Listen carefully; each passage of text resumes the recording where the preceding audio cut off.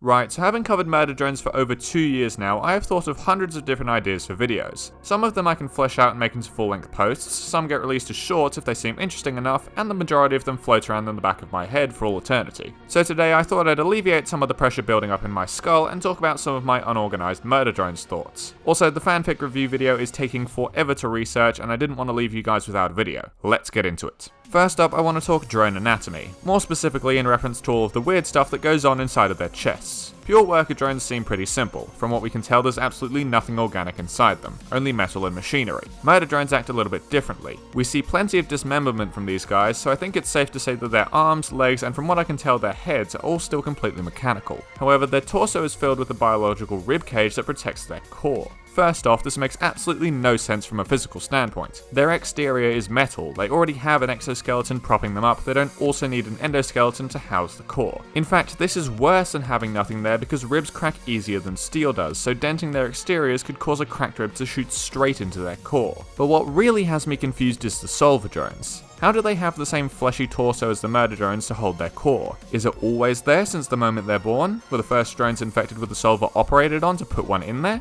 I think the most likely solution from this was it comes from the use of the solver. A drone would start out fully mechanical, but as they use the solver more and more, the organic material begins to spout out from their core and uses up the metal and oil on the inside in the process. That does mean that the solver has the ability to transform inorganic materials into organic ones. It can copy-paste things out of thin air, so I don't think a little bit of atom changing is really the biggest stretch here. Yes, it breaks the laws of physics, but the show has never cared about physics anyway. Speaking of not obeying the laws of physics, something that has bothered me for a while with the show is the wings. The murder drone's wings do not work, like not even a little bit. They don't have anywhere near enough surface area to get anything off the ground. Not that this matters in the slightest, because they don't actually flap them at all. You get one big flap to take off and then they just stay there. This is not how this works. It's not a parachute, stop it. Okay, moving on before this turns into a rant video. Solver drones also have wings. Terrible wings, but wings nonetheless. But would they really need them? Can't the solver just fly by itself? We see that they can do this little teleport trick pretty quickly, but it only covers short distances, so flight would actually be very helpful for them. My explanation for how this is a thing goes like this. We see the solver make things levitate all the time. Knives, cars, other drones, so can you use the solver on yourself and propel yourself up in the air? The solver's programming doesn't allow it to be used on other drones with it active, but that's mostly a safeguard. Would it have that same safeguard in place for yourself? I honestly don't think so. Alright, we're a couple minutes into this video now, so I'm allowed to talk about the freaky thing I thought of before I went to sleep.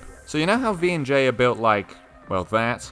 Wide hips, thin waists and all? Well, my original explanation for this a while ago was that it was more functional. Wider hips meant the sockets could move a greater distance, which is more useful for the acrobatic maneuvers they need to pull off. Then with the stomach area, that doesn't need to move as much, so there's no point in adding extra size to the drones if it's not useful. What I realized last night, however, is that those two aren't just designed horny, they're also dressed horny. Case in point, thigh-high stockings and the garters that are painted onto their legs. V is also just straight up wearing a crop top with no pants. So I got to thinking, why would the absolute solver, an AI with absolutely no sex drive or even an understanding of what sex is, design the drones like this? I think it's because of an interesting quirk that is shared by our real-world AIs, and that's its training data. Real-life AI art bots are very good at creating NSFW material because there's so much of it available on the internet for it to steal. Likewise, the solver must have had some similar material to base V&J's design off. Most likely it tapped into the computers that were laying around the Elliot mansion in order to do so I think Mr. Elliot has some explaining to do regarding his work folder. Now on to some more lore questions, namely the scope of JC Jensen.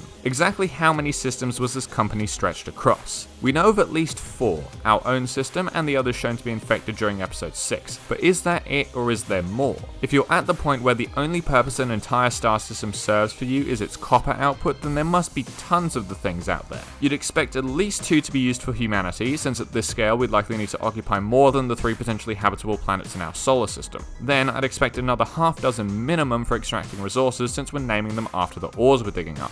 You know what I think the most improbable thing about all of murder drones is? Not anything to do with the show, it's the fact that the thing is still monetized. In an era where YouTubers say unalive instead of dead or kill, a show with murder in bold luminescent fonts should have no chance of being monetized in this system. My short from a while ago saying episode 7 should be demonetized was a joke, but there's some essence of truth in it. Were this show animated in a slightly more realistic fashion, or the animation team more well known for making mature productions, I feel like Murder Drones would have gotten the banhammer a while ago. In that case, Glitch would probably have to switch to spending much more time marketing their merch, something they've done to a profound level of success considering the prices some of these older items fetch. It's absolutely ridiculous the amount of money the limited supply Animates figures are going for on eBay. According to those metrics, I have over 2,000 Australian dollars sitting up on my shelf right now collecting dust. It would cover a semester of my university fees. That's all the price of me buying every other piece of Glitch merch on the market right now. Not the Animini's though. I've never really been a fan of the loot box style of merchandise, especially with how expensive these things are. I don't want to have to buy 8 of them to get the one figurine I want. Just give me the right one immediately, that's what I'm paying you for. It was Valentine's Day recently if you're watching this video when it releases, so do you think the drones would celebrate it? I have no doubt there will be plenty of art of them doing so, but would they in reality? Would our holidays even be around 1,000 years from now? No way, that sounds really existential.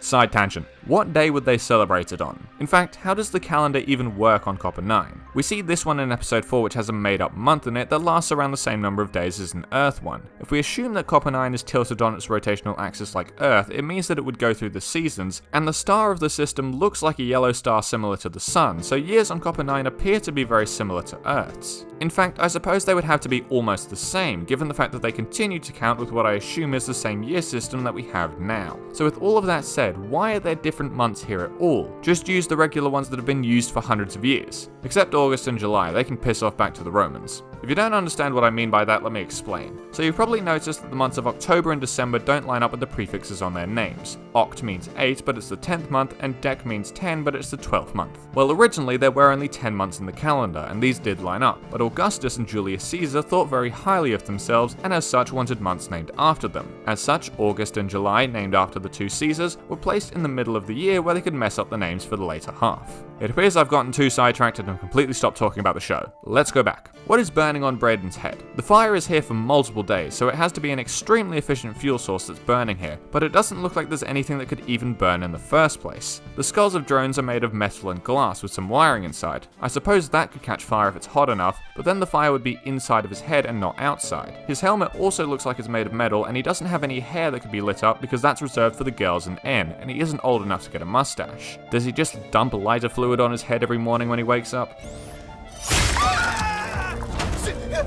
And there are some of my unorganized Murder Drones thoughts. I hope you enjoyed listening to me ramble for a few minutes, and if you have anything that's been pulling at your brain for a while, feel free to share it in the comments. I'll pin the most interesting one. But that's all I've got for today. Thank you all for watching, and have a good one. Hey guys, Editing Uncom here. Thank you for making it to the end of the video. Just a quick update on the next one, which is my fanfic review. It will take a lot longer than I originally anticipated, mostly because there's so much stuff I need to read, so it might not come out in the next week. Thank you all for all the support on that series recently though.